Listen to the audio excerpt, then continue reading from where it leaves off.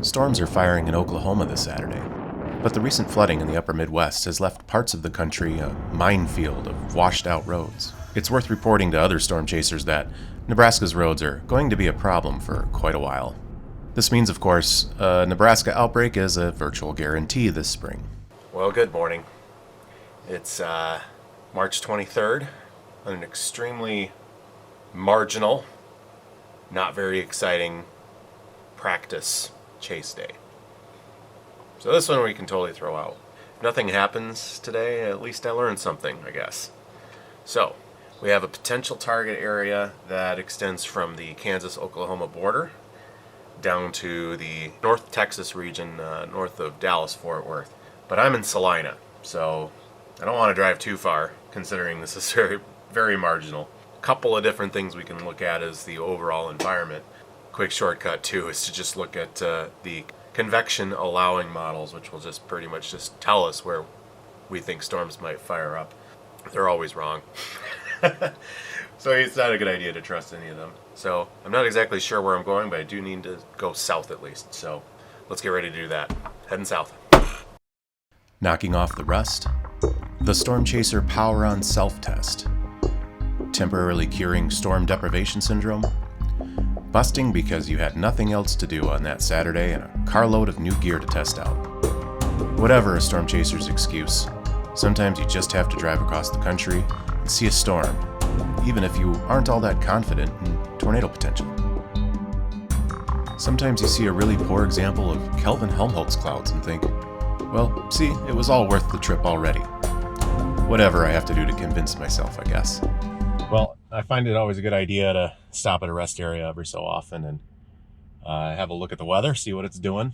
Just outside of Wichita on Interstate 135. The latest is still kind of a mix. The RAP and the HRRR model that are hinting at maybe something in just north of Oklahoma City. The NAM model puts everything a little bit further to the west. Catch-22 here. You don't want to drift too far west if you think it's going to be further east, because storms are moving west to east. So I've got to take that into consideration. But yeah, every so often, stop, take a look at the weather models, have a look around, see what the weather's doing. Right now, the dew points are way too low. It's only, last I looked, it was just about 11 o'clock. So there's still 4 or 5 hours to get the dew points a little higher. It did rain yesterday, so that might add a little bit of moisture to at least the low atmosphere as you know it gets warmer. So right now we got some nice blue sky. You can actually kind of see the wind fields. I'm still in central Kansas, but fairly close to the low pressure just off to my west, and you can already witness some of the turning of the winds with height. You look at the tree blowing in the wind here. That's blowing, and this is a north-south highway. This tree here is being blown to the northwesterly direction, while the cloud layer just above, and this is our low-level cloud layer, these are actually moving to the northeast. So there's your winds turning immediately with height at just a few thousand feet. I'll leave this camera running for a minute, and if I speed it up, you'll actually notice that in the upper atmosphere, winds are actually blowing quite a bit stronger, and in the direction of northeast as well. There's your winds turning with height. It's always good to stop and observe, see what's going on. Anyway, I'm going to get rolling again and get myself down to the Oklahoma border. Okay, so after a little bit more looking at weather models and looking at current conditions across Oklahoma and Kansas, I think a decision has been made. I'm headed for Guthrie, Oklahoma, which is in central, like almost dead center Oklahoma. The hope is that some storms will begin to fire here soon. Basically, we're looking at the nose of a low pressure system that's moving up into central Oklahoma from the Red River Valley. Other than that, looking at just more driving. Toodaloo. 3 o'clock. So we're coming up on the time that we're expecting storms to fire. I'm sitting just west of Guthrie, Oklahoma. And this seems to be the spot. Looking out in front of me, it doesn't look half bad. I'm seeing what I expect to see, which are just pancaked looking cumulus clouds. They're getting taller, but they're not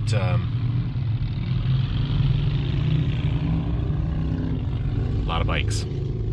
Anyway, somewhere, one of these clouds might punch through what we call a cap. That's an inversion, dry and warmer air just above the surface. And that'll prevent some of these clouds from escaping up into the upper parts of the troposphere and becoming storms. So basically at this point we're waiting for initiation, which is storms punching through that cap, becoming hopefully supercellular and more powerful as time goes. In the meantime, I'm just going to sit here and watch the sky. Well, watch the satellite as well. So, looking good though. So this is pretty typical of a storm chase in Oklahoma. Listening to the western meadowlarks, blue skies. I've got some puffy clouds in the distance to look at. Waiting for initiation to happen.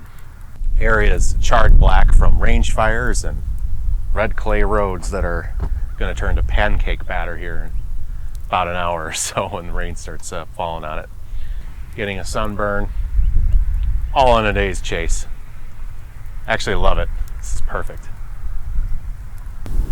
All right, so this is what I like to call a pre-initiation sky. We've got a lot of puffy, cauliflowery clouds that are off in the distance here. And they're not quite storms yet, but they're the initial seeds of them. So any one of these could, down the line, become a storm. So for now, we're just going to keep an eye on it. For the moment, they're quite a bit to my south, probably a good 20-30 miles, and a little bit to my west still. So we're just going to kind of wait and see what happens, and I'll probably move here in a few minutes. But looks like we're getting close. Awesome. Check out this cowbird mafia. Cowbirds are a bit parasitic. They follow other bird species around and lay their eggs in other birds' nests, even forcing them to rear their young on their behalf.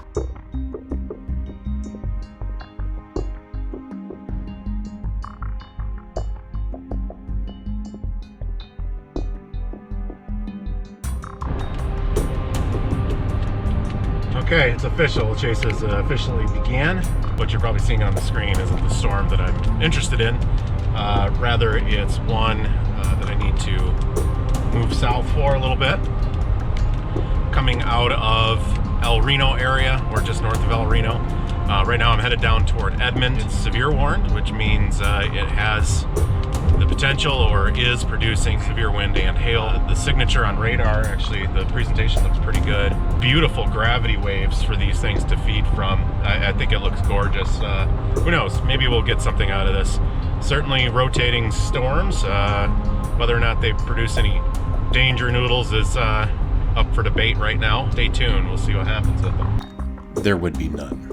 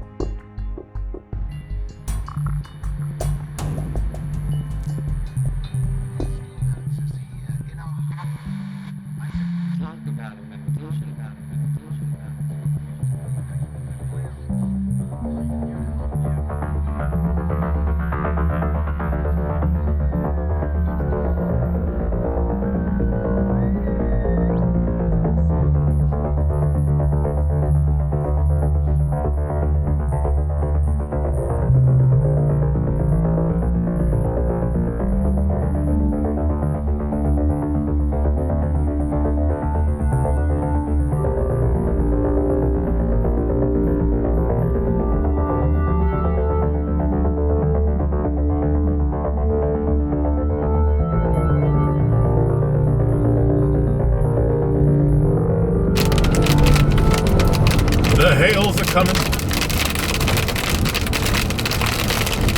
Big old chunks of ice. Alright, hello. We're just going to reposition out of the precip and try to get a better view of the RFD. Looks like it's recycling and doing a new RFD clear slot. So maybe on the second cycle we'll get ourselves a tornado. I don't know. I have my doubts. It's not a very superb storm by any means. Very high precip. And High-precip storms can be a little ugly to chase. They can look good, they're just ugly to chase. Right here would be as close as we get to something with tornado potential. The storm is ingesting some scud while a nice dry slot attempts to wrap around it. Unfortunately, this updraft was cut off from the main storm and would have never made it happen.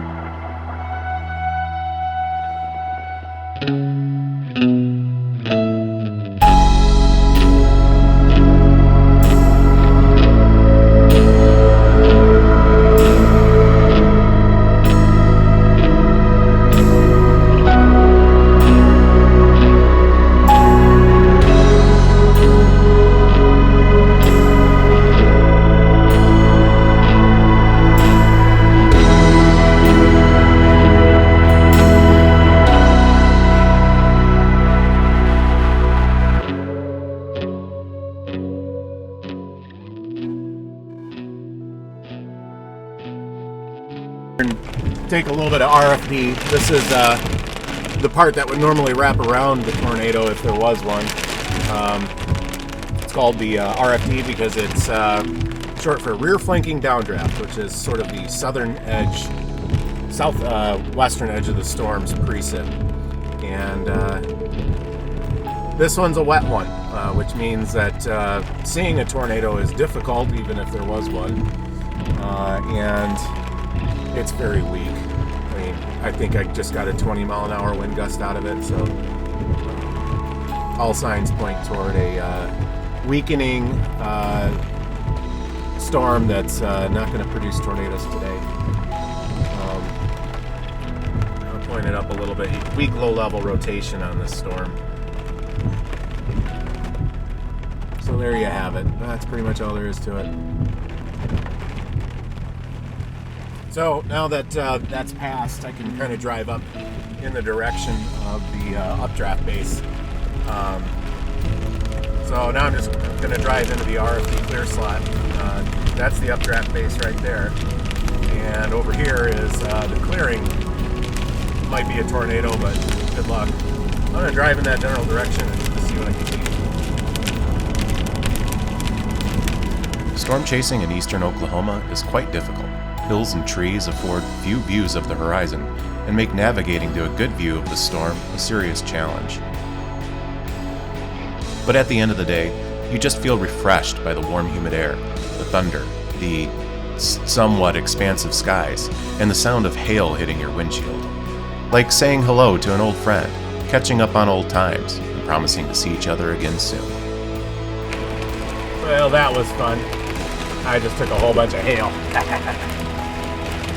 That was entertaining. Mostly nickels and dimes, nothing too special. But visibility was basically nil, so I pulled over for a minute. Just kind of let it all happen. It's actually still not very great. It never fails me to find funny town names across America. Or in this case, an appropriately named one for the moment. This reminds me, I need to get some Rain-X. I hope you've enjoyed, and if you did, hit that like button. Absolutely let me know how I'm doing in the comments. And definitely subscribe so you can see my varying degrees of success at this going forward. Thank you for watching.